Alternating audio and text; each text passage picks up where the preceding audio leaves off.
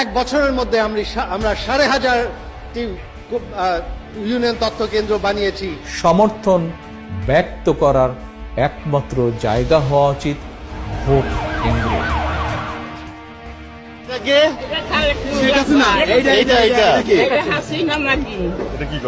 বাংলাদেশে মূলত প্রধান দুটি রাজনৈতিক দল বিএনপি এবং আওয়ামী লীগ।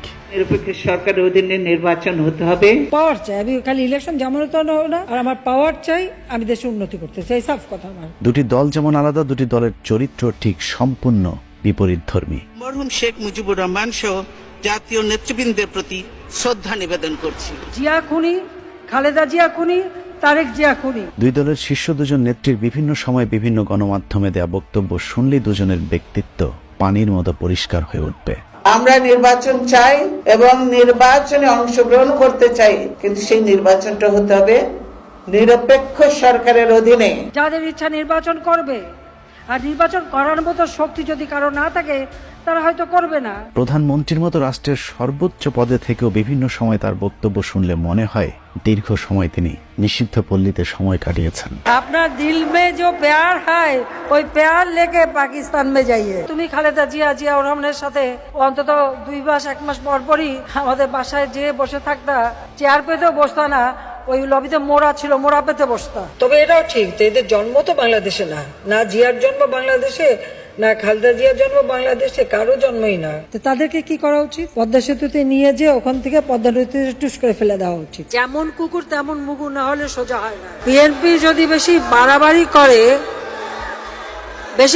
করলে আবার জেলে পাঠিয়ে দেবো, কোনো চিন্তা নেই। অন্যদিকে স্বামী সন্তান, স্বামীর স্মৃতি বিজড়িত ঘরবাড়ি হারিয়েও কখনো কোনো ধরনের কুরুচিপূর্ণ বক্তব্য আজও পর্যন্ত খালেদা জিয়ার মুখ থেকে বের হয়নি। কার কাছে আমি বিচার চাইব? দীর্ঘদিনের সংসারের সব মালামাল রেখে আমাকে এক কাপড়ে বাড়ি থেকে বেরিয়ে আসতে হলো।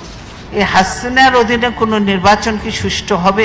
এতগুলো কিছু দেখার পর হবে না। ইনশাআল্লাহ আল্লাহর বিচার থাকলে এই দেশে বিএনপি আবারও আসবে। পোশাক আশাকেও দুজনের পার্থক্য একেবারে পরিষ্কার। একজন রাজরানী তো আরেকজন ড্যাশ মারানি। আমার কোনো দরকারই নেই, পাওয়ার চাই। চিন্তা চেতনার উচ্চবোধ, নীতি আদর্শ সব দিক থেকে উন্নত চরিত্রের অধিকারী বেগম খালেদা জিয়া। আমি এখন জনগণের জন্য, দেশের জন্য, মানুষের জন্য কাজ করতে চাই। ওগুলো আমার দরকার, আমি ইলেকশন চাই, আমার প্রধানমন্ত্রী হওয়ার কোনো শখ নেই, আর আমার পাওয়ার চাই, আমি দেশে উন্নতি করতে চাই, সাফ কথা আমার। শুধু বেগম খালেদা জিয়া নয়, তার আশপাশের নারীগুলোর আউটলুকটাও চোখে পড়বার মতো। বিএনপির নারীগুলোকে দেখলে নারীত্ব সুলভ একজন ভদ্র মায়ের প্রতিচ্ছবি ভেসে ওঠে। জনগণকে ঐক্যবদ্ধের মধ্যে আনতে পারলে আমরা নিশ্চয়ই দেশনেত্রী বেগম